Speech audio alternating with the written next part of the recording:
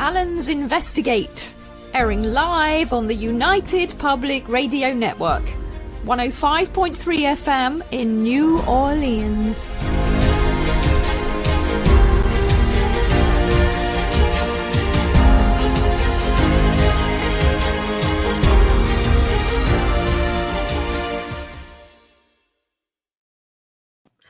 Yay, and welcome to the Allen's Investigate with me, Shona Allen. And I'm Gary Allen, the Cockney Bard. We're broadcasting live on the United Public Radio Network, 105.3 and 107.7 FM from New Orleans and also on Roku. Now this week, we'd like to welcome our special guest, Ralph Ellis, writer, historian, polymath, and independent researcher of biblical and Egyptian history for more than 40 years.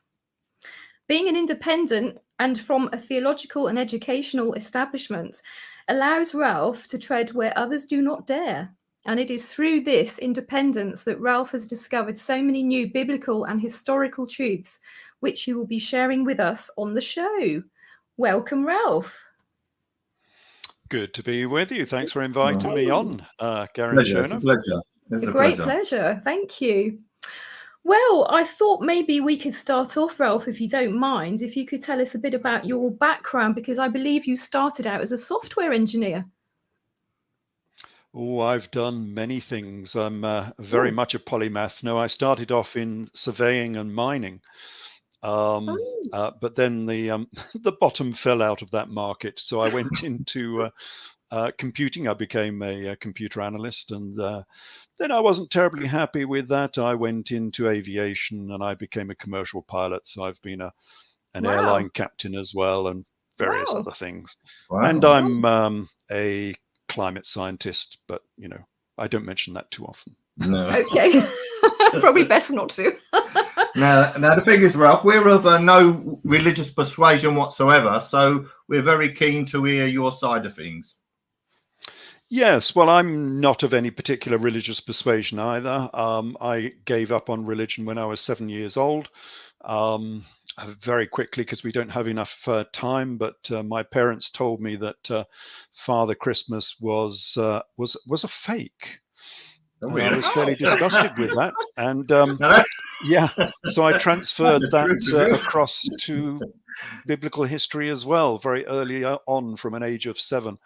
And I've been of a sort of, I call myself a Gnostic atheist, because an agnostic doesn't know, whereas a Gnostic knows. Mm-hmm. Mm. And Gnosticism being also divine wisdom. Yes, but mine's less divine and more sort of earthly. But yes, I hope I've got some wisdom. So what kind of drew you into this whole sphere of, being drawn to this sort of biblical history and the ancient Egyptian history? It was my very early atheism, or Gnosticism, you might say. At a very early age, I was always questioned, because I was in a C of E school, a Church of England Protestant school. And everyone would always ask, well, why don't you believe? And of course, at that early age, we're talking 11 to 14, I didn't really know. So I decided to actually read the texts to find out. Mm-hmm. And the more I read them, the more, or rather I should say, the less they actually made sense. Mm-hmm. And I soon found out as well that I actually knew more about the text than the people who were supposed to be teaching us. Mm-hmm. And so that sparked the interest. And then it followed on that, because I found all of these lacuna, these big holes in the story, I decided to sort of find out why this story was written, whether it was historical, whether it was fictional, because then I started entering into this debate with, the non-believers who were saying, well, it's totally fictional because we cannot find any of this in the historical record. And of course, the believers will say, well, you just believe it because, there's the book. Thanks. Yeah. And so I took a sort of middle ground that maybe you could find some real history in this book if you sort of dig a little bit deeper into what it was saying. And that's what I've done. I've virtually found all of the biblical texts in the historical record. Not from the spiritual point of view. I don't do that, just from the historical point of view. Okay. Because all you need to do is understand what they were talking about. Sometimes they've changed the location, like they've done with the United Monarchy story. Sometimes they've changed the era, so you have to look in a different century, perhaps. Sometimes they've just twisted one or two of the names. And by doing so, they've covered up who they're actually talking about. But I think most of the story, Sorry, no, I was just going to say, do you think that this was changed, say, starting at the Council of Nicaea? No, I think a lot of this was changed a lot earlier than that. I think a Okay. lot of it was changed during the Babylonian exile, if we're talking about the Old Testament. Christian, yes, that started, the gospel change happened with Emperor Vespasian. So it was done at the behest of Rome in the AD 70s. The Old Testament, I think a lot of that was changed during the Babylonian exile, when you had these exiles, because a lot of these texts were written in Babylon during the exile. And they were trying to make sense of their position. And so they rewrote the story to make Egypt the pariah state, and they didn't want to accept that they had been very powerful people in Egypt. And that changed the story into what we see today. Yeah, it's fascinating. I mean, I certainly haven't spent 40 years researching it, but just on, I mean, I probably come at things from a more spiritual point of view, but everything seems to be pointing towards ancient Egypt from what I've discovered. It does. Yeah, and a lot of people don't know this because it's not broadcast in standard media and standard sort of texts.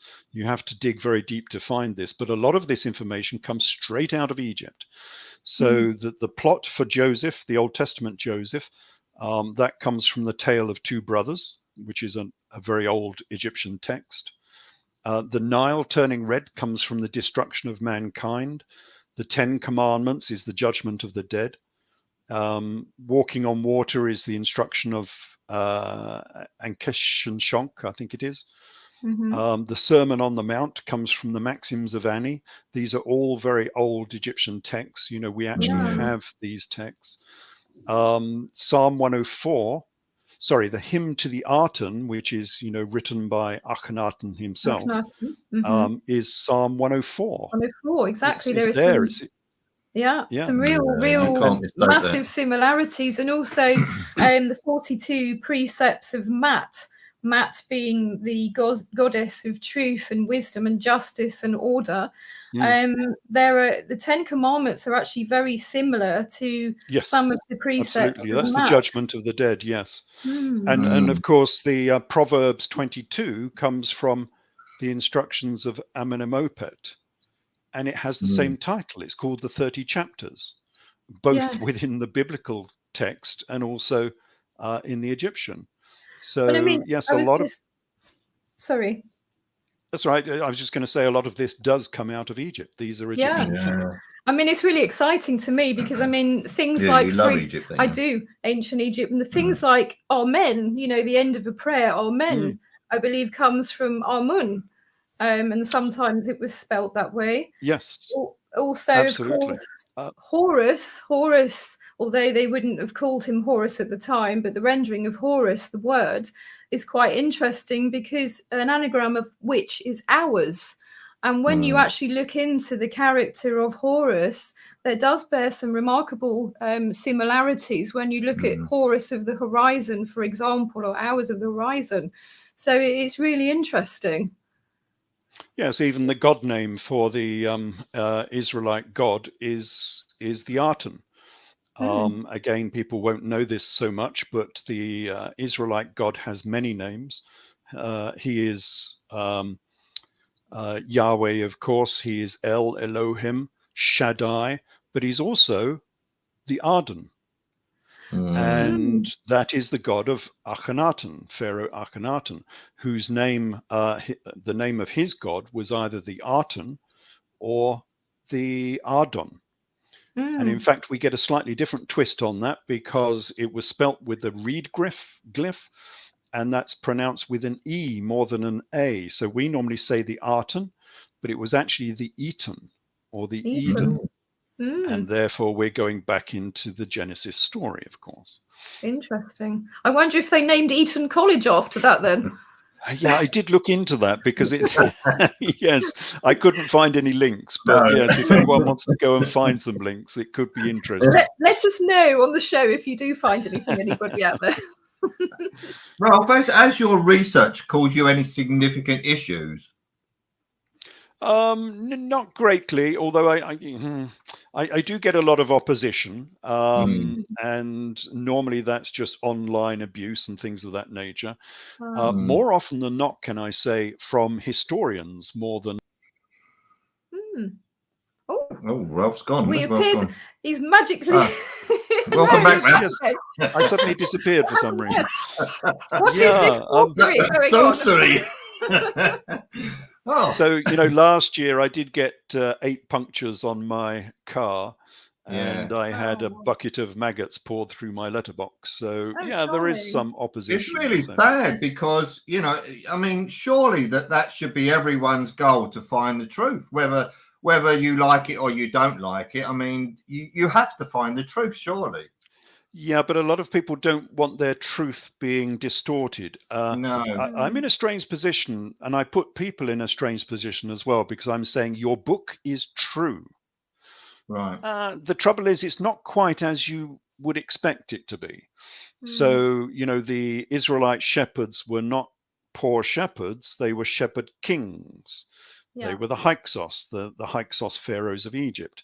Same story, same name, just a sort of different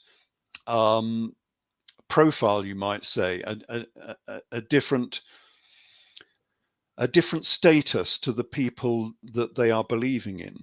So instead of poor shepherds, they were the shepherd kings. They were the Hyksos pharaohs of Egypt. And that is so obvious. I don't know why it's not been mentioned before. I think I'm probably one of the first to have ever mentioned this, that they were definitely the Hyksos. But they were. There's too much information that says that they were the Hyksos for this not to be so. So perhaps we should go through some of the similarities. Shall we do that? Yeah, please sure, do. Please do.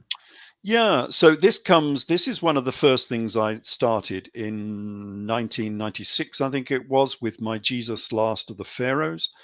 And it was a comparison between the biblical Exodus and the Hyksos Exodus, because I think they are exactly the same, except for the date. So this is a list of events for the Hyksos Exodus, which is a real historical Exodus. Okay, so we have this group of people who were known as shepherds. They had a leader who was called Jacob or Jacob. He was a pharaoh, actually. They were circumcised. They wore curly side locks of hair and earrings. There was darkness for 3 days. There was a pillar of fire and smoke. There was a great ash fall. That's where, in the biblical side of it, Moses says, God said to Moses, take handfuls of ash from the hearth of the fire and cast it into the sky, and it will become a small dust across the land of Egypt. Well, that actually happened. This happened in 1600 BC. So I shall continue. There was an ash fall.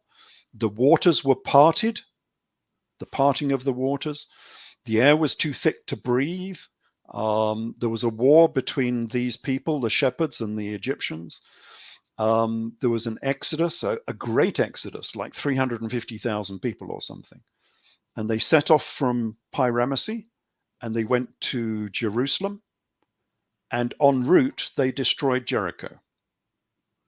So this is not from the Bible, nothing to do with the Bible. This is all real Egyptian history.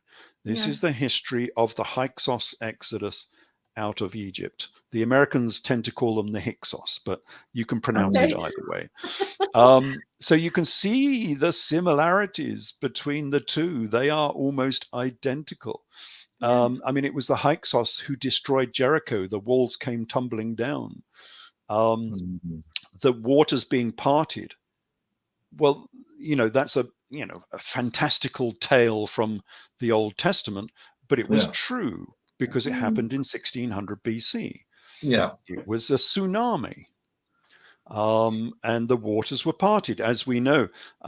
Dare I do a screen share? Can I do a screen share? Sure. Please, Go ahead. please, please. Okay, so let's have a quick look at the screen share on this. If you could please describe it as well, Ralph, because obviously it's not just visual. We have a just solely audio podcast as well. Yeah. Yes. I'm just looking around and I cannot see a... Oh, share screen. There it is. They hide it. There we go. Yeah. Okay, so share screen. So if I come up with that and share that. Now, am I sharing something? No, I can't see anything at the moment. No. Oh, something's happening now. Yes, there it is. There it is. Well done. It just takes a while to come up. Okay, so we were talking about a pillar of fire and a pillar of smoke. Well, hopefully you'll see a pillar of... Looks like a volcano to me. Yeah. Yep, looks like a volcano. And it was a volcano. This was Santorini. Obviously, this picture isn't Santorini because it happened in 1600 BC, so we don't have any pictures of that. But that's what it would have looked like, a pillar of fire and a pillar of smoke. And there would have also been, of course, the waters parting. Now, this is the Indonesian tsunami. And of course the waters rushed out for quite some time, for like 15 minutes or so. The waters disappeared and people could run out along the seabed. But then of course the water comes back in again. And so the description is true. And if we look at where this happened, this is a quick image of the Mediterranean. Santorini is, I don't know if you can see the cursor going around and around. Yeah. That's Santorini, with the waves coming out of Santorini and going down towards Egypt. And the Sea of Reeds, what is very badly translated as the Red Sea in the in Genesis, in the English translation, is actually the Sea of Reeds, and that's about here. And that was, of course, struck by a very large tsunami. So I'll just stop the screen share and hopefully we'll be back. So this is a number of black swan events. I don't know if viewers are familiar with the black swan, but a black swan is something that's so strange, so unusual, you would never be able to predict it. And therefore include it in your story, because it's so out of your experience. You would have no idea what it is. But here in this story, from the Genesis story, we have 5 black swans, all in the same story. We've got the pillar of fire, the pillar of smoke, we've got the great ash fall, we've got the waters parting, and the darkness for 3 days. All of those elements are from a maritime volcano. Now, how would any chronicler know that all of those events are linked to a maritime volcano if they had not been there and actually witnessed it? Exactly. So this must be an eyewitness account. It just has to be. Otherwise, you couldn't get all of those elements in one story. That's correct. And we know when this happened. This is the real beauty of this connection is we know when this happens, so it gives us a chronological peg upon which we can hang this sort of rest of the Genesis and the Exodus story, because this actually happened in 1600 BC. And that's the reason why nobody can find any evidence for the Exodus, because it happened like 300 to 400 years before the classical date for the Exodus. And so you have all of these archaeologists charging around Israel and northern Egypt saying there is no evidence for the Exodus. Well, if you're looking in the wrong date, of course you're not going to find any. You're not going to find if you look in the right date, which is 1580, so the Hyksos Exodus was 1580 BC, just after the volcano, about one generation after the volcano. then you'll find all the evidence you need. Yeah, you make a pretty compelling case for that, Ralph, I must say. Yeah, for sure. Yeah. But that gives us a lot of confidence that the rest of the story may be correct. You know, if they can get that correct, and we can be pretty sure that that is correct, then perhaps the rest of the story is correct as well, if we know how to translate it. Yeah. So this is a story of a very powerful people. So they've changed that, of course, you know, no longer slaves in Egypt. That does come from a piece of history that we can look at in a minute. But basically, the Hyksos were the controlling authority in Egypt. They were people from Canaan. So it's pretty much the same story. From Mesopotamia, from Haran, which is where the Israelites were supposed to have come from as well, who came down into Egypt circa sort of, let's call it 1750 odd BC, and took over Egypt, especially northern Egypt, and became the dominant people. They became the pharaohs of Egypt. And they lived there for, 150 years, perhaps, whatever it was, until they were kicked out on this great exodus. So the story is actually very, very similar to the Israelite story. Yeah. And this is why it's very odd that people will not accept this, because if we go to Josephus Flavius, who is Judaism's greatest historian, he says that the Hyksos were our forefathers. So he's admitted it in three places. What does he say? Let me see if I can get a quote. Such is Manetho's account, because Josephus Flavius is quoting from Manetho, who is an Egyptian historian, 3rd century BC. So he says, such is Manetho's account. It is clear that the so-called shepherds, our ancestors, left Egypt and settled in our country 393 years before Danos came to Argos. He's calling the shepherds, the shepherd kings, our ancestors. And then in another place, he calls these so-called shepherds, the Hyksos, were described as shepherds, because sheep breeding was a hereditary custom of our remotest ancestors. So time and time again, in another place, he calls them our forefathers. So here we have Judaism's greatest historians saying that the Israelites were the Hyksos pharaohs of Egypt. And yet nobody will believe him. Even though he's correct on most things that he talks about, they won't believe him because it conflicts with, of course, the standard interpretation of the Old Testament. I was going to say, this often happens, though, is that people tend to cherry pick information that suits their kind of agenda or narrative, and anything that may conflict with that gets thrown in the bin, doesn't it? And I always, when you look at the Bible, you will see loads of contradictions. It's like, I think there's something like 750 contradictions. So, to me, anything with a flaw in it can't be the truth. But nevertheless, as you say, there are obvious truths in the Bible, and what you've been finding is obviously of extreme interest. And people should at least give you an ear, because it's remarkable, isn't it, really, the findings? Most of these contradictions melt away if you know what they were talking about. We're not going to talk about the New Testament now. It's too much information and too much. It takes too long. But what's happened there is they've moved the date.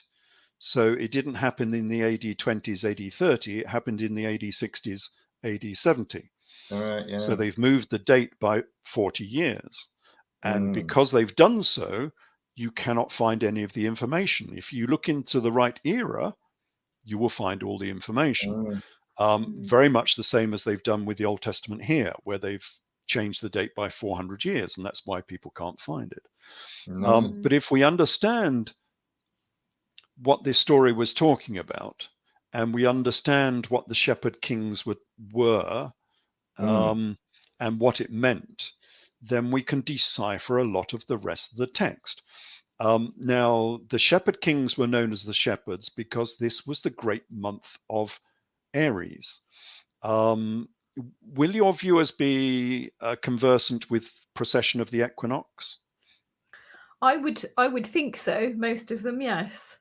So this is the zodiac. Just in 30 seconds, the signs of the zodiac move every 2,000 years, and you get a new dominant sign of the zodiac. So we had Taurus from 4,500 BC to 1750 BC, the start of the Hyksos era. And then we had the great month of Aries. That's why they were called the Shepherd Kings, because Aries is the great month of the sheep.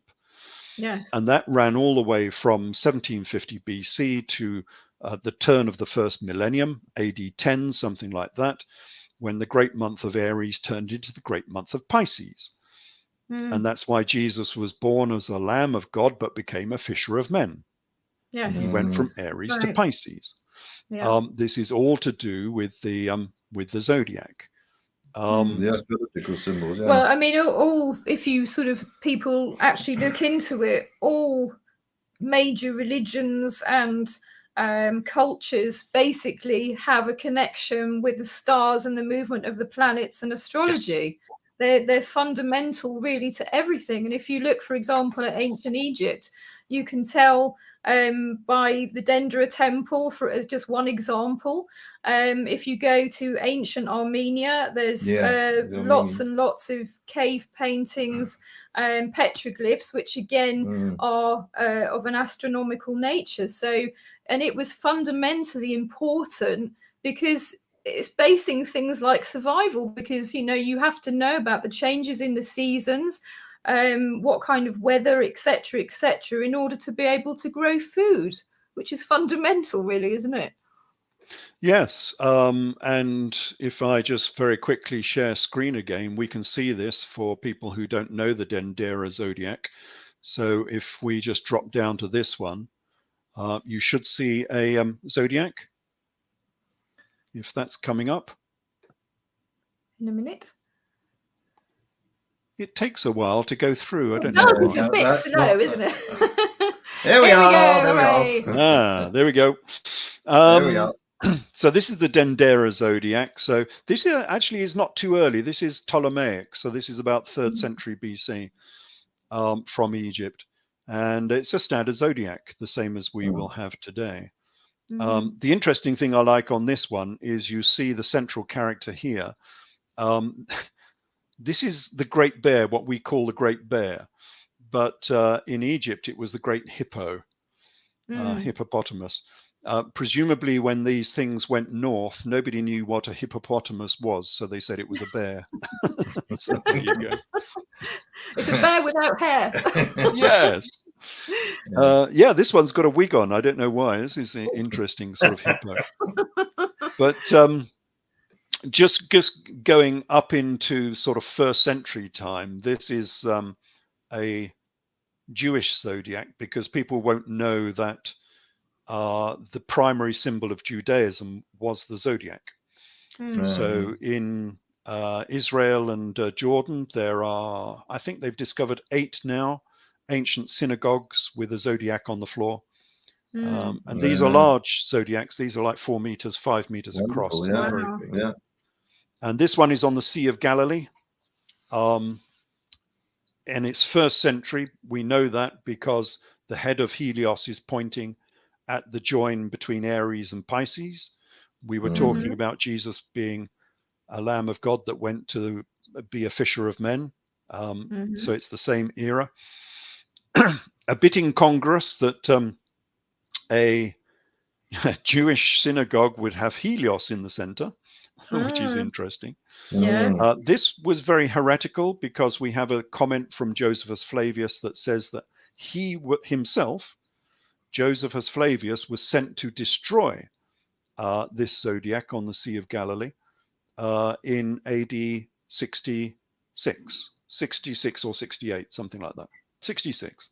So we have a history behind this one. And this particular zodiac was owned by Jesus of Gamala, Gamala Cephius. And Jesus of Gamala was the rebel. He was the rebel leader of 600 fishermen. Now, who was the Right. rebel leader of fishermen in the 1st century? Ooh. Well, that's another Mhm. story. But the interesting thing here, we're just looking at the zodiac, is that you see Helios is holding a blue-green spherical Earth in his gravitational grasp. Yes. So they Yeah. knew the heliocentric model of the solar system, and they knew Mhm. that the Earth was a sphere. And if we zoom in on that, because it's not entirely clear, let's zoom even more. Oh yeah, Oh, yes. yeah. You will see that the Earth is definitely spherical because it's light on one side and dark on the other, which is what you would get with a sphere. Yes. And the lines of latitude and longitude on it are curved, Mhm. which would only be present if you had a sphere. So this is Helios the sun holding a blue-green spherical Earth in his gravitational grasp. And this is the knowledge they had back in the 1st century AD in Judea. So yes, anyone who says that, these were all rustics and that's why they couldn't write this story down, because they couldn't write, they were only shepherds and farmers. No, nonsense. These were important people, and they understood a lot of our standard astronomy and physics and mathematics. And it's interesting as well, because I mean, this knowledge seems to have been shared across the globe as well, doesn't it? Yes, well, they went on many an exodus, so they've taken this information with them out of Egypt on their many exoduses. They've had at least 3 exoduses out of Egypt, and then there was a great exodus out of Judea and so on. So yes, this information has been spread far and wide. But if we look at this Egyptian side to the story, it starts to explain lots of things. It explains the Joseph story, the Old Testament Joseph. I don't know if you remember this one. Joseph goes before Pharaoh because he's bringing his brothers down into Egypt. And he says to his brothers, look, you're going to meet Pharaoh, which shows actually how important these people are. Well, Joseph himself was the prime minister of all Egypt. So you can see how important these people were. So he says to his brothers, you're going to meet Pharaoh. When you meet him, don't say that you are shepherds. Say that you are cattle breeders, because the Egyptians hate shepherds and they'll kick us out of the country. Which means absolutely nothing in agricultural terms, and nobody has been able to explain that. But of course, they're not talking about agriculture, they're talking about astronomy. They're talking about the zodiac, precession of the equinox. Now, this happened after the first Exodus. They're coming back into Egypt. That's why they're talking to Pharaoh, that they can come back into Egypt. And basically what Joseph is saying is, look, when you see Pharaoh, don't say that you are Hyksos Shepherd kings who follow the great month of Aries, because otherwise he'll kick you out of the country. Say instead that you are Apis bull followers of the great month of Taurus. Otherwise you won't be able to stay in the lands of Egypt. And then suddenly it makes perfect sense. So this is where this reanalysis of these texts is useful, because now we can make sense of texts that never made any sense whatsoever before. And again, it backs up the idea that we're talking about the Hyksos Shepherd kings. That's what we're talking about here. It's not just astrology. This is also the fact that, of course, Pharaoh wouldn't allow them to stay in Egypt if he realized that they were renegade Hyksos who were trying to come back into Egypt. They would be thrown out of Egypt. That's exactly what he's talking about. And the interesting thing here is a verbatim text from this would be, I'm just trying to think, circa sort of 1400 BC. And yet this conversation between Joseph and Pharaoh has been preserved for 3,400 years. And we still have that conversation even today. Yeah, it's amazing. This is how good they were at their record keeping. They were writing everything down. And so when people again say that, these were rustics who they only had oral transmission for thousands of years, that's why it doesn't make sense. Nonsense. We have a verbatim conversation between Pharaoh and Joseph that has lasted for 3,400 years. Exactly. It's always quite a useful tool, that one. Well, it's just oral tradition, and it's a bit like Chinese whispers. Chinese whispers. Yeah, they do the same in the New Testament as well, and that's not true either. There was no oral transmission. No.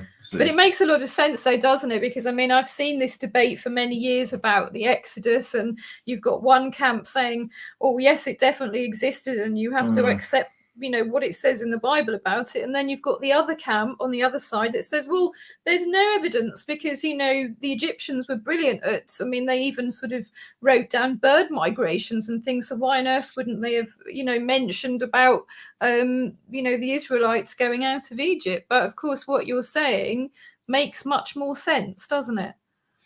Yes, they've just renamed them. Throughout all of my books, I call them the Hyksos Israelites, because they were one and the same people. And if you understand that they were one and the same people, then you will understand pretty much all of the Old Testament. And it makes sense of texts that were never made sense before. And it's also become predictive. You can actually predict things that will happen, and then people will discover further truths and so on. So it's been very useful. And it's very difficult for anyone to challenge and undermine this theory, because it's all based on the original text. So I'm not having to rely on Victorian historians and theologians and things of this nature, which a lot of people do, and even some earlier texts and so on. These are the original texts, and the original texts make perfect sense if you understand what they were talking about. And of course, I was going to say as well, Ralph, you've actually traveled to ancient Egypt and, the Middle East and many of these places. So you actually are able to see these for yourself, unlike some of the, shall we call them scholars, that basically just sit there and read books and have never been. Yes, I used to live there as well. I lived in Anatolia for 6 years. Yes, and then I had one of these critics trying to tell me where Odessa was. We haven't mentioned Odessa yet, but it's something we might come on to in a later show. It's where I say that, a lot of the gospel events happened in Odessa, and he was trying to teach me where Odessa was, and he had never been out of America, let alone been to Odessa. I used to live in that country. I think I know where it is, chaps. Yes, you get a lot of this with the critics, that the standard riposte will be rubbish. That's nonsense. I wasn't and of course, then I say to them, well, what do you disagree with? And of course, they never come out with anything that they can actually disagree with, because what I'm saying is direct quotations from the original text. Exactly. All I have is a slightly different interpretation on what those texts actually mean. And the problem. I think the thing, go ahead. No, I was just going to say, the thing is, to have an adult discussion, you have to listen to all sides of a story in order to come to the truth. Because if you're only seeing it from one angle, how do you know if it's the truth or not? You don't. It's a big problem, isn't it? Yeah. And going back to the problem that their interpretation doesn't make any sense, if you change it slightly, suddenly these texts become explanatory, and we know what they're talking about. And the classic one there is probably Akhenaten and the Genesis story. So Akhenaten gets 2 starring roles in this book. Well, we've already said that he's connected to this book because his hymn to the Aten is Psalm 104. So they obviously knew all about Akhenaten. Remember, Akhenaten was the first of the monotheists. Yes. A lot of people for a long time have speculated, of course, that Israelite monotheism came from Akhenaten. Sigmund Freud said the same in his Moses and monotheism, because there's a glaring sort of similarity here between the Israelites and the new religion by Akhenaten. Well, we can take this several steps further because, well, here's some comparisons between the hymn to the Aten and Psalm 104. So hymn to the Aten says, "How many are your deeds? You made the earth as you wished. You all alone, all peoples, herds and flocks." And then Psalm 104 says, "Yahweh, how many are your works? In wisdom you have made them all. The earth is full of your creatures." And then, well, we'll do 2 or 3 of these because they are interesting. So Akhenaten says, "When you, the Aten, set in the western lightland, the earth is in darkness as if in death." And 104 says, "You make the darkness, and it is night when all of the animals of the forest come creeping out." And then Akhenaten says, "Every lion comes from his den." And 104 says, "The young lions roar for their prey when the sun rises." It's the same all the way through. They're just copying each other. Yeah. Yeah. I don't think you don't need to be an expert, do you, to see these things, really? Well, it's fairly obvious, isn't it? Really, if you're open-minded enough to accept that, of course. Yeah, but this has been known for almost forever, of course. But what has not happened is it's not come into public consciousness. So it's been stuck in rarefied academic books and even theologians' books. And they all chat amongst themselves about these similarities, but they don't tell the standard believer. Don't tell the flock. Yeah, the flock knows nothing about this, but it's all based on Egyptian texts. But you can take it one step further because you can then sort of retranslate the Genesis story, which is what I did in my Eden in Egypt. The rest of this is taken from my Tempest and Exodus. So when we go into Genesis, the first thing sort of it says in chapter 2 is that a river went out of Eden to water the garden, and from thence it was parted, and it became 4 heads or 4 branches. Now, there's only one river in this era that used to do that used to run through a garden and then get to a point and split into 4 branches. And that is the Nile, which when it runs through the garden oasis, you might call, of Egypt. And then when it gets to Cairo, it used to split into 4 branches. So it seems likely that we're talking about the Nile here and not all of the rivers that it names within the book of Genesis.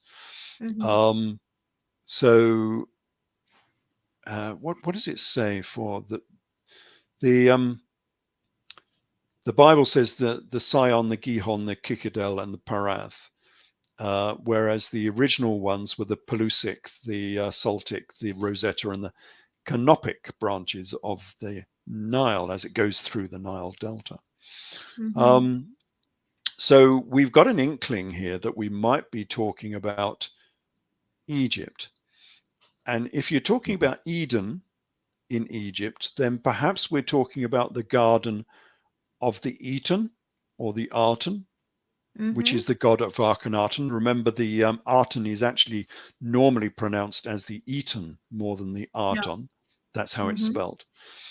And every pharaoh used to have a garden for their god. If you go out into the east, into Persia, they used to have the same. They used to have these walled gardens, which they called a paradise, which is where we get the name from. But they used to do the same in Egypt as well. They had a walled garden, which was for the pharaoh and for the god. And they were the gardens of Eden. Well, for Akhenaten it was, because his god was called the Aten or the Eden. Yes. And would you what say does it say in Genesis? It says that we had 2 naked lovebirds in the Garden of Eden. Well, that's exactly what Akhenaten. That's exactly what Akhenaten used to do.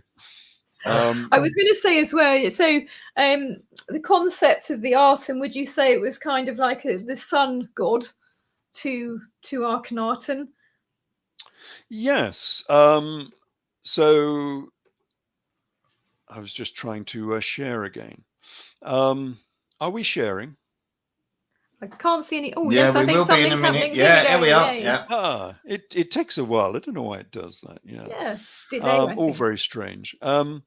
Yes, so we have this story about the 2 naked lovebirds in the garden of the Aten, and I think those 2 naked lovebirds were Akhenaten and Nefertiti. Because the strange thing about this couple of hippies, because really you can equate these two with being hippies, is that they were always naked. So if we have a look at them, here's some images, some sculptures of Akhenaten and Nefertiti. And on the left, we have Akhenaten. In the middle is Nefertiti. And on the right is one of her daughters, probably Ankhesenamun. And they used to stroll around this Garden of Eden naked. And even at ceremonies, we'll see one of those in a minute perhaps, they used to give awards out while being naked to the populace. Yeah, well, I like to do a comparison, with like the Queen of England, the late Queen, as if, when she's doing knighthoods or something in Buckingham Palace, and she strolls out naked with her sword and knights, someone. Yeah. Well, the only thing I would say is I do hope they didn't barbecue in their garden. Yes. But here we have the monarchs who specifically said to their artists, because they wouldn't have done this without their permission, of course, sculpting Akhenaten on the left here, not only naked, but as androgynous as well. They're sculpting him as the primeval Adam, which we might talk about. The primeval Adam was the demiurge god of the Nazarene. We're talking 1st century here, Church of Jesus and James. The Nazarene used to believe in the primeval Adam, who was either a hermaphrodite or androgynous being, a demigod. Now, who was the androgynous demigod of ancient times? Well, it strikes me that they could have been honoring the history and the religion of Akhenaten, because that's exactly how he portrays himself. Yeah. And you can see that on the left here. Yeah. And then, of course, we have in the middle, we have Nefertiti, and here she is in older age. And she's ordered her sculptors to draw her and carve her naked. Now, what monarch today or prime minister would do that? Rishi Sunak, maybe. Well, I'm rather glad Boris Johnson hasn't been doing that. I must say. Dear old Boris might, yes. Boris, oh gosh. Yes. You can see how I regard these as being hippies. And on the right here, we have Ankhesenamun. And okay, she's got some sort of diaphanous robe on, but it doesn't leave much to the imagination. No. And it's interesting as well, Ralph, on that last one, the daughter, because I've seen this clothing before, because of course it gives the idea of sun rays, doesn't it? Yes, it could be something to do with that. Yes, it could well be. And this is this gives us an idea about what this monarchy was all about, because sometimes it's very difficult for us to get a grasp on history. We're talking 3,300 years ago. Yeah. It's is way back in the distant past, and sometimes it's beyond our understanding. But we have a modern film about this, which is just perfect. It's called Wild Wild Country on Netflix. I don't like to advertise Netflix, but there you go. It's called Wild Wild Country on Netflix.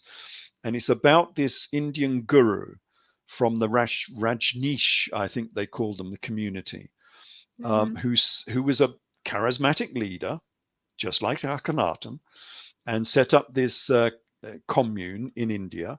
But then he got kicked out of India, so they went to Oregon in America, and they set up this new community in America, and with this charismatic leader who was bringing his 80,000 followers to this location.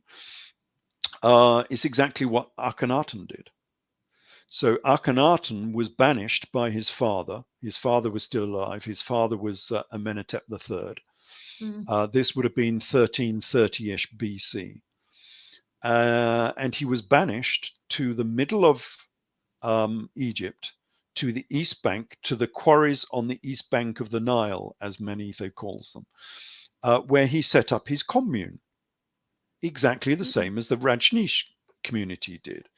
And then he goaded his followers into building him a new city, because there was nothing there. In record time, he was thrashing them to death to build this new city. And we know he was doing that because they found the bodies, and they've got these mass burials of these young people who were obviously from the skeletal remains, have been working under hard labor to build this new city from nothing. And there, of course, we get this immediate connection with the biblical story of the Israelites in Egypt as slaves to the Pharaoh, who is goading them on to make mud bricks, whether they have straw or no straw. You are idle, you are idle, you will make bricks whether you have straw or no straw. That is exactly what was going on in Amarna at this time. Which is really interesting as well, because I mean, I've been lucky enough to go once to Egypt, just in the Luxor area and the Red Sea.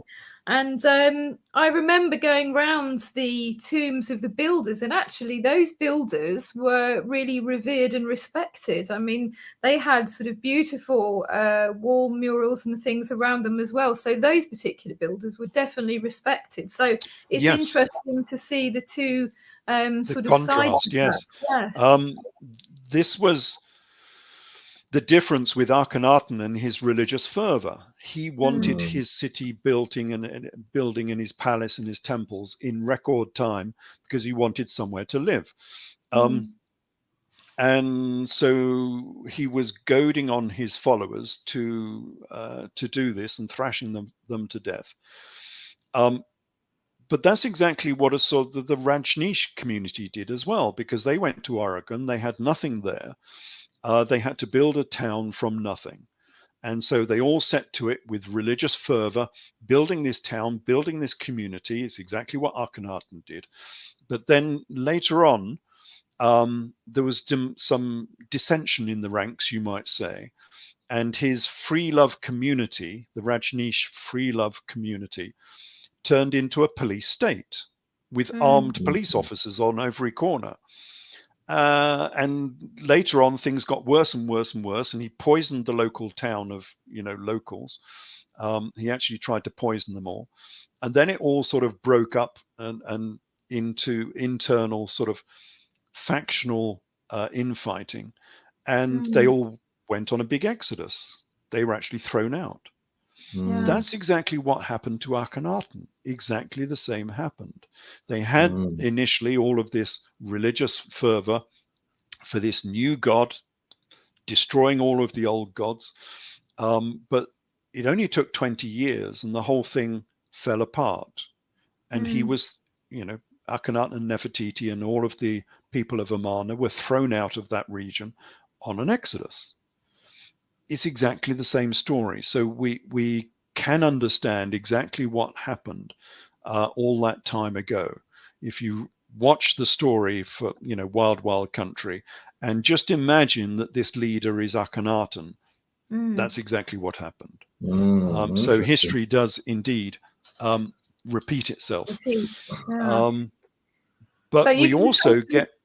I was going to say, you can essentially say that the Netflix film is basically the story of Akhenaten, only Akhenaten was naked. Yes. Well, I think Rajneesh was a bit like that himself. I don't think he appeared naked before his followers, but it was a bit of a free love society, as I understand it. So yeah, it was based on sort of 1960s, flower power, hippie flower power. So they were just as naturists, Akhenaten basically. was. Mm. Makes sense, yeah. But if we start this connection between the Akhenaten era and the Exodus event, we find many connections. Now, people will be wondering, because we've already talked about the Exodus, and they're wondering how Akhenaten is linked to this, because we were talking about the Hyksos. Well, if we go back into history and we read the works of Manetho. So Manetho was an Egyptian historian, 3rd century BC, a long, long time ago. He spoke Egyptian, so he has a fairly good idea of what was going on. And he records these Exodus events. Now, Manetho says there were 2 Exoduses, not one. So there was the Great Exodus we've already talked about, 350,000 people. That was the Hyksos Exodus, went out to Jerusalem. And then he goes into the smaller Exodus of 80,000 lepers and maimed priests. Now, this clearly is the Akhenaten story. So there were 2 Exodus events. There was the big one, which is 1580 BC, and then the small one, which is the Akhenaten Exodus, which was circa 1320 BC. So there's quite a long time between these 2 Exodus events. And that is when we get this connection with Akhenaten and his small community that was initially banished to the middle of Egypt on the what Manetho calls the stone quarries on the east banks of the Nile. And he says that 80,000 lepers and maimed priests were banished to these stone quarries. Quite clearly, this is Akhenaten and his followers being banished because his city, Amarna, or Akhenaten as he called it, was on the east bank of the Nile. And it was a stone quarry because there was nothing there. They had to build everything from nothing. So it was obviously ringing with the hammering of people cutting out stones from this stone quarry to build this new city. But we have these connections, as we've said, already, the mud bricks episode. We have the fact that Akhenaten only had daughters. So he had 6 daughters and no sons. And people have always speculated as to why. Well, the Bible tells us why. It's because the Israelite midwives, Shiphrah and Puah, killed all of the sons. It's exactly what the Old Testament says. It says that when the Israelites were on the birthing stools, if it was a boy, the midwives, Shiphrah and Puah, would kill them. Now, that is interpreted, obviously, normally as being the whole Israelite population, which would be extremely difficult if you can imagine a whole population of people. But if you're just talking, if you're just talking the royal family, then of course it is possible. You only need to pay some, because Akhenaten was hated, of course, because he was destroying all of the old gods in Egypt. He was actually sending his army out when he got full power. He was sending the army out across all of the temples to close down the temples and cut out all of the images of the old gods. Now, that takes a lot of power to do that. Okay, he might have been a free love hippie, but he was also a tyrannical dictator, because he would not have been able to do that otherwise. It's imagine in the modern world, sending out an army across America to go and close down all of the churches and destroy all the crosses. Not a popular move, you might say. No. Definitely not. And so you would have to be a real tyrant to manage to do that. And he did. Yeah. He managed to do that. So there was a lot of opposition to his reforms and his new religion. So yes, you can imagine some people paying a couple of midwives to go into Amarna and kill all of the sons of Akhenaten. And of course, he had no sons, only daughters. He had 6 daughters. To destroy the line. Yeah, to destroy the royal line, which is exactly what they managed to do. And that's now it becomes explanatory. So we have a theory. We have a theory that this biblical story was based on real history. It was based upon the history of the Hyksos, and now later on, because they were linked, they're part of the same royal family. Now it's talking about the history of the Amarna dynasty of Akhenaten and Nefertiti.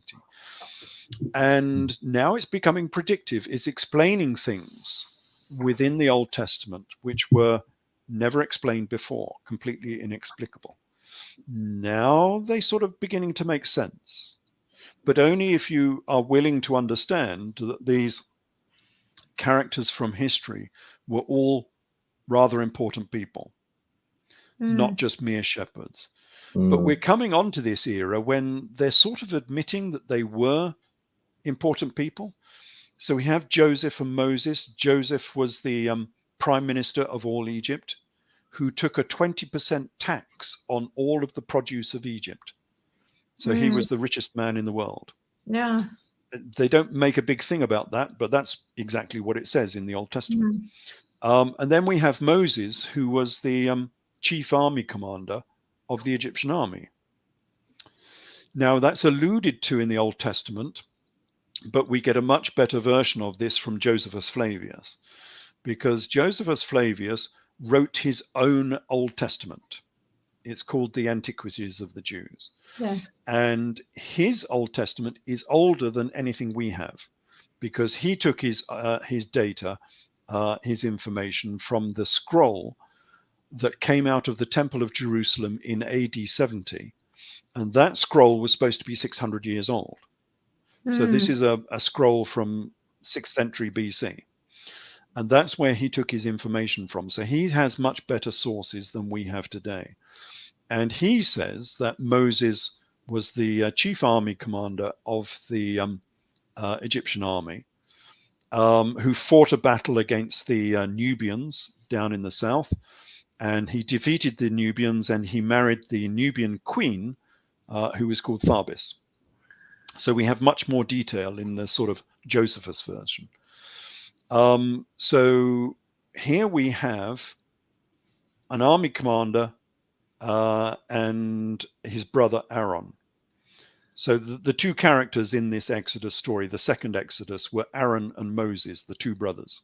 Well, now in real history, we have the 2 brothers who went on an Exodus from the second Exodus, from the Akhenaten Exodus, and they were called Akhenaten and Moses, because the brother of Akhenaten was called Moses.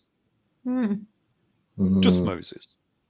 Yeah. So we have the 2 brothers from the biblical story and from the historical story, who have pretty much the same names, Akhenaten and Moses, Aaron and Moses, and they were both brothers.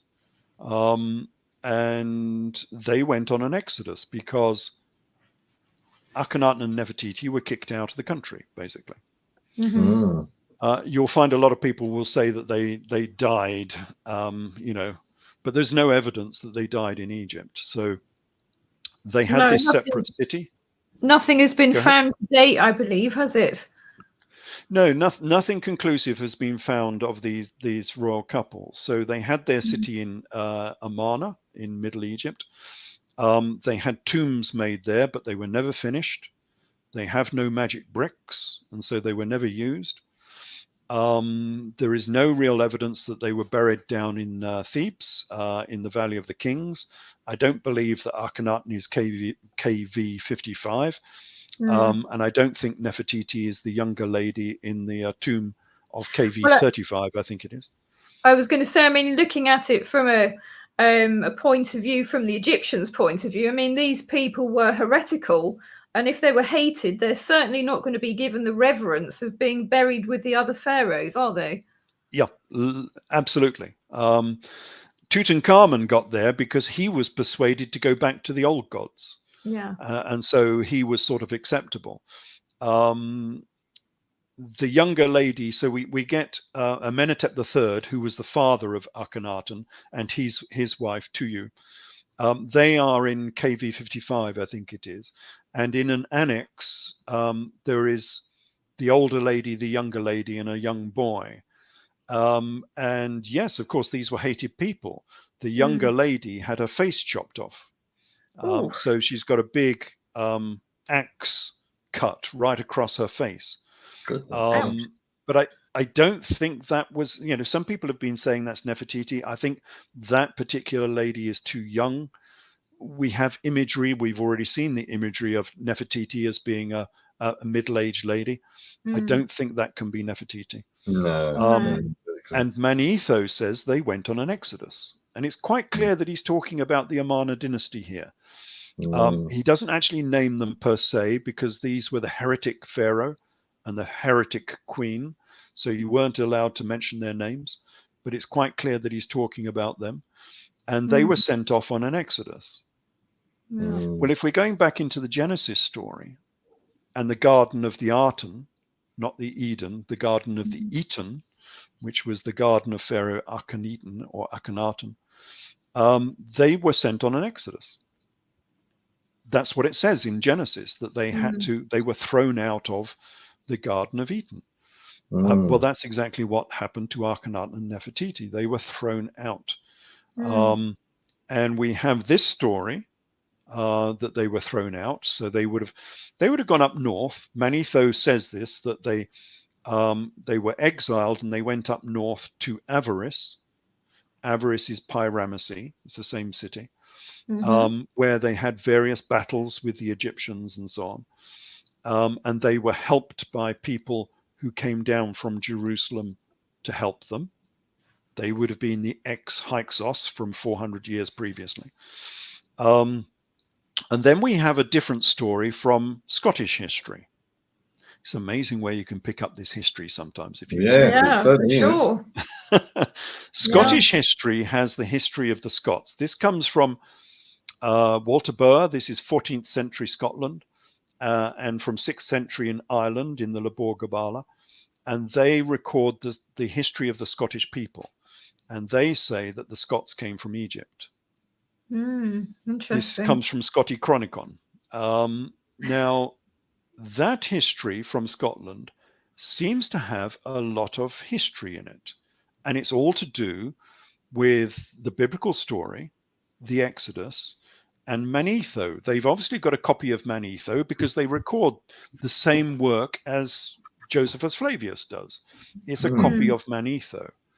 But they say that not Akhenaten, but the next pharaoh, which would have been Pharaoh I. So we went from Akhenaten to Smenkhkare to Tutankhamun, who went back to the old gods. And then we went to Pharaoh I, who tried to re-establish the Aten. And Pharaoh I had been the army commander for Akhenaten, and now he's Pharaoh. Well, Scottish history says that he was thrown out of the country on another exodus, yet another exodus. So he was married to Ankhesenamun, who was the queen of Tutankhamun. So she married I, and then I and Ankhesenamun were thrown out of the country. And now, Scottish history... Sorry, Ralph, just to interject there. Am I right in saying that that was a fairly unusual thing to happen for a royal to marry someone like an army commander? Because normally they just kept within the royal household. Absolutely. But I, of course, was very closely related to this royal family. Mm. So a little bit like they do in these royal families today, the real power is not the overt royalty, it is the aristocracy behind the royalty. Because that way you can stay in the shadows, and yet you are the proper royalty, but you're sitting in the shadows as an aristocrat. Well, they did the same in Egypt. So the Amarna dynasty was really based upon Yuya and Thuyu. And they were the power behind the monarchy, and all of their daughters were marrying into. So Nefertiti was related to Yuya and Thuyu, and Kessenemun would have been very much the same. Now, a long time ago, Ahmed Osman wrote a book called The Stranger in the Valley of the Kings, and he said that Yuya was Joseph. Right. Mm-hmm. The biblical Old Testament Joseph, who we were talking about, because they were both prime minister of Egypt. Yuya was the power behind the throne. He was the most important person in Egypt, and he was the patriarch, you could say, of the Amarna dynasty of Akhenaten and Nefertiti. And they had the richest burial in Egypt that's ever been found, apart from Tutankhamun. In fact, actually, I think it's probably better than Tutankhamun. It's all in the Cairo Museum now. If you want to go and see it, it's all there. He had this sumptuous burial, and this is why the book was called Stranger in the Valley of the Kings. He was the only non-pharaoh to be buried in the Valley of the Kings.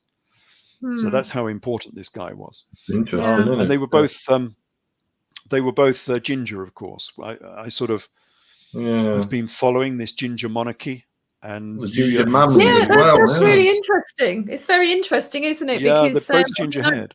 Exactly, and there's actually a mummy in the British Museum, I believe, isn't there, called Ginger? Ginger. Yes, not Dame Ginger. Yes. There were quite a few of them, and a lot of people have said that this was just henna, or it was something to do with mummification, but that's not true, because no. I agree with you, because I've seen this before. These experts have come on and said, oh, it's just the natron, which basically has dyed the hair. But actually, when they've done hair analysis and they've pulled it from the root is also ginger as well. Which that would rather suggest that ginger root, they were redheaded, And also they've checked the proteins. There's two types of menelin that make the different hair colors, and the ratio between these two types of menelin determines whether you're black-haired or ginger-haired or I wondered if that was a link to the Celts, was it, with the ginger hair, Well, I have wondered about this, but I've not sorted this out yet. It's something that requires further information. But the mummy of Ramesses the Great was taken to Paris for preservation, because it had some bugs on it. And so Professor Kilcaldy, who was the chief forensic officer in Paris, did, as you say, he did an analysis of Ramesses II and his hair. And he said that Ramesses II was a Caucasian with wavy ginger hair. So this is true ginger. And that's why we get, all of these ginger phenotypes running around. But of course, if Pharaoh I went to Scotland, as according to Scotty Chronicon, and he was of the same family because he was related to Yuya and Thuyu, then he would have been ginger as well, and he would have ended up in Ireland and Scotland circa 1000 BC. Fascinating, isn't it? Well, that's because really they didn't go there.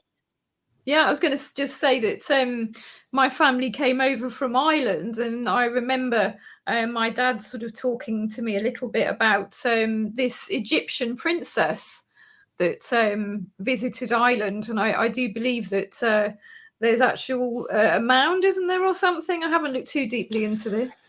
Yeah, I think that was an Egyptian prince rather than a princess. But yeah, he was Okay. called the Egyptian prince because he had an Egyptian necklace.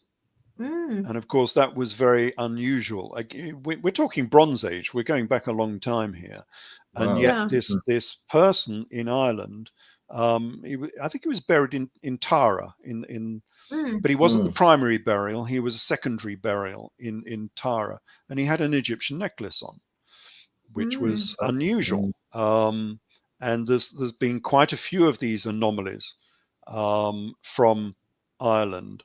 And I have a few of them here, actually, since we're talking about Yeah. Ireland. Share away. Yeah, so let's share screen again.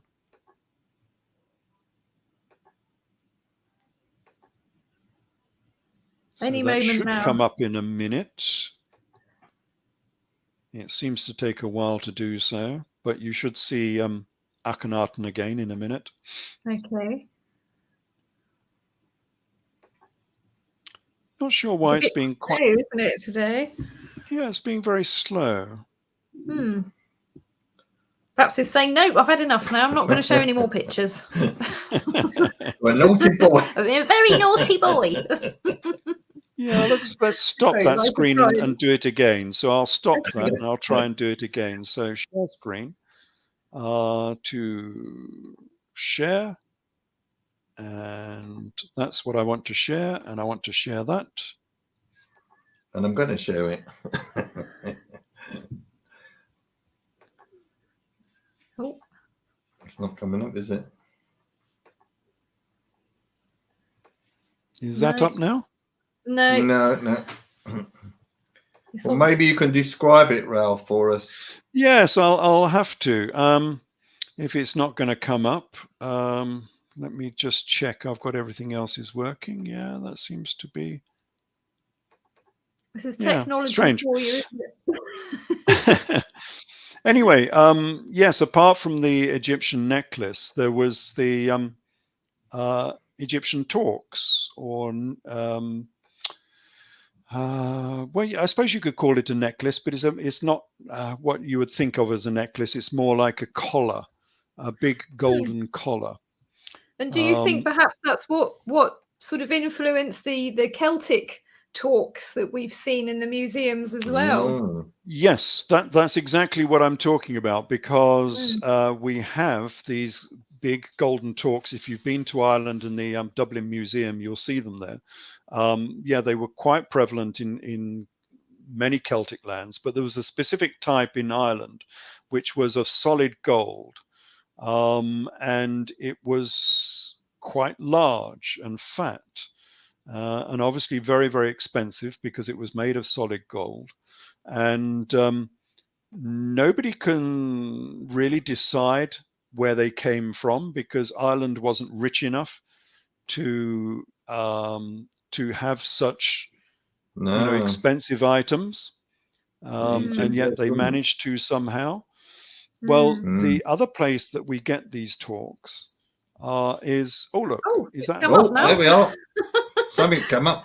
Don't know why it took so long. It's just popped up. Yeah, these are the talks. Can you see a talk? Oh, yes. Yeah, they're beautiful. They're quite deep, aren't they? Yeah, and very. You can imagine how much gold there is in that. I mean, that's they look hugely Egyptian to me. And Ireland didn't have any gold industry. There was no smelting. There was no natural gold in Ireland. Remember, this is Bronze Age. This is going back a long time. Yeah. And nobody knows where these came from. And here's another one. But it just so happens that we have this story from Scotty Chronicon and the Lebor Gabala of an Egyptian princess and her husband, and Gaithalos. Sorry, Scota and Gaithalos. It's from Scota, Queen Scota, that the name for Scotland is supposed to have come from. Yes. She was Queen Scota.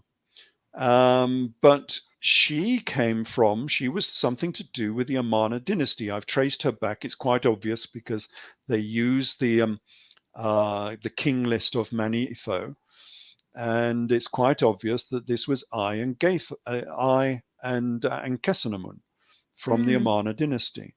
Well, if we look in the Amarna dynasty, we see that Akhenaten and Nefertiti used to give out very, very similar golden talks. And here we can see that's it. Yeah. We can see Akhenaten and Nefertiti, both naked, of course, at this ceremony. So this is the Queen of England, Queen Elizabeth II, on the balcony at Buckingham Palace, giving out awards while she's naked. And Phil the Greek, he's naked as well, giving out these awards. And the awards are golden talks. Yeah. Because they didn't have money in those days. There was no coinage. So they used to reward people with golden artifacts, so jewelry, which was used as money. And they were giving these golden talks to the very person we've been talking about. So you got this is I. So this is Pharaoh I, who this is from that very same picture. He's receiving these talks, these necklaces from Akhenaten. And you can see he's got them around his neck. He's got loads and loads of them around his neck, and so is his wife over here. And he's being rewarded for being, he was the chief army commander and also the chief of police as well. I think one of his titles was the eyes and ears of the pharaoh. Very sinister. Yes. So I think he was like the East German Stasi as well.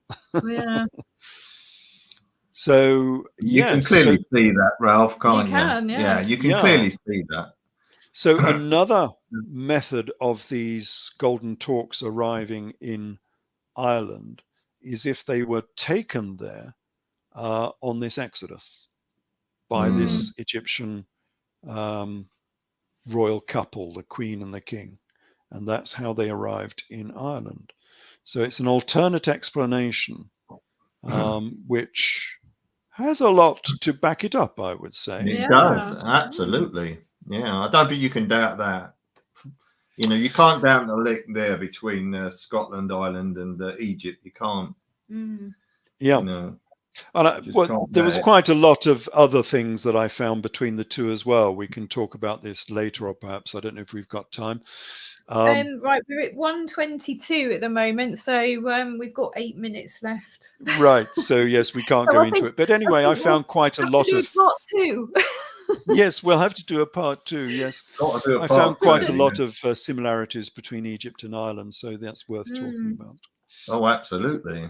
Because it gets people, I mean, the thing is, it gets people thinking, doesn't it? Yes, and is it the Tuath Danann as well? They were supposed to have arrived in Ireland, and they were sort of seen as the shining ones. Well, you know, the connection with the sun again. So that's quite interesting, and enlightenment. So that's really interesting. Well, that was the Tuath Danann, and of course, Pharaoh I, when he went to Greece, was called Danoi. He was known as the Dan. Oh, interesting. From which the Greeks got their name. The Greeks were called the Danoi. He was called Danos. The name of I was Danos when he went to Greece. So yeah, there's quite a few connections there. Yeah. So yes, so we're sort of coming to the end in that case. So perhaps a summary of what we've seen so far. It does seem to be that a lot of the Old Testament accounts are talking about, firstly, the Hyksos, so that's the sort of 1600 BC era, and secondly, the reign of Akhenaten and Nefertiti, that's the sort of 1300s BC era, because these people were related. So that the Hyksos went into Egypt, they ruled Egypt, they were thrown out of Egypt, and went to Jerusalem, as Manetho says. And then they came back down into Egypt with the sort of Joseph story, back down into Egypt, and became important and became pharaohs again. And from that sort of influence, from Yuya and Thuyu, we get the Amarna dynasty. So now they're in control of Egypt again. So Akhenaten managed to take over the whole of Egypt. And then they got thrown out again. So we got two exoduses there. And that is pretty much most of the books of Genesis and Exodus.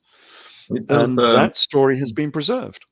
Sorry, yeah, it does leave me wondering, what is the word of God? It does, because it's amazing. Yes, but when they're talking about God in a lot of these texts, you're never quite sure if they're talking about God or they're talking about Pharaoh. Because remember, the pharaohs were sons of gods anyway. So whenever they're saying God, sometimes they're mentioning the real God, as it were, the high God from the heavens above. Sometimes they're just talking about Pharaoh. Because quite often the God figure is anthropogenic. They're cooking cakes and buns for God, and God has feet and he's walking around the Garden of Eden. Quite often the God figure is anthropogenic, and quite obviously to me at those points they're talking about the actual Pharaoh instead. It's very interesting because to me and to Shona, God is that sublime intelligence that created everything. I mean, you can't get away from that. Well, it's everywhere you look, isn't it? I think it's just a creative force in everything, isn't whatever it? that may be, Yes, but that wasn't the only God. It's the same when we come, maybe later we can talk about the Nazarene, the Church of Jesus and James. Yes, for sure. They have a God, but they also have the demiurge God, which is a creator God, who is like a demigod. He's not the high God, he's a lesser God. And so you're never quite sure exactly what they're talking about. Which is like the Gnostic sort of understanding of it, isn't it? Yes, indeed. Yeah, well, so it's really fascinating. But I mean, there's so much more to talk about. I could talk to you for hours on end. Very interesting man, Ralph. Very interesting. But it is interesting. But the thing is that, I mean, we talk about everything in all respect and reverence to everybody, but I think it's very important that people should be open-minded enough and adult enough actually to sit down and discuss and question, because it's by questioning and searching that you find the truth, isn't it? Exactly. Yes, well, this doesn't actually destroy anyone's belief in a God. No, absolutely. You can still add on the God figure onto the top of this story as the icing, on the cake. If that's what you wish to do. It's not destroying the presence of God whatsoever. No. Depending on who you talk to, some people like this, some people hate it. So if you're talking to Church of England, a Protestant, and I've spoken to many priests, they actually like this story, because now it means that the biblical texts are real history, and therefore it's more believable because they're based on truth. It changes the story slightly, but as a Protestant, they're not worried by that very much. That these people were important, kings, because, well, even if you read the Old Testament, in a lot of places it's calling them kings. I'll come back to that in 1 minute. But if you're talking to someone like, an Orthodox Jew or a devout Catholic, they tend to dislike this because they think it's destroying their word of God, because they don't need the history. They're only looking at the Bible as a word of God, and therefore you've got to believe it as it's written nowadays, which I don't think is the original. And so they will tend not to like this information, whereas as I say, a Protestant actually likes this because it means it's real history. But it's out there, Ralph, isn't it? That's the point. It's for people to look for themselves and that's search. Right. And search for it and just question. So I think to sort of finish off, I'd just like to say thank you so much. Thank you very much, Ralph. Ralph, for joining us. Part it's been 2 fascinating. And part 2, if you don't mind, would be really good. We might have to if anyone wants any more information, they can look up my Facebook site, which is ralph.ellis.144 on Facebook. All of my books are on Amazon. This comes from Jesus, Last of the Pharaohs. This comes from Tempest and Exodus. And this comes from Eden in Egypt. So they're all out there on Amazon. Excellent. Try and get the post after 2017 editions. They're the new editions. Okay, that's Excellent. fabulous. Thank you very much, Well, Ralph. thank you very much. And thank you, everybody who's watching, for joining us on the Allens Investigate. And just to let you know, we're broadcasting live on the United Public Radio Network, 105.3 and 107.7 FM from New Orleans, and also on Roku. Thank you very much for watching, and thank you so Bye. much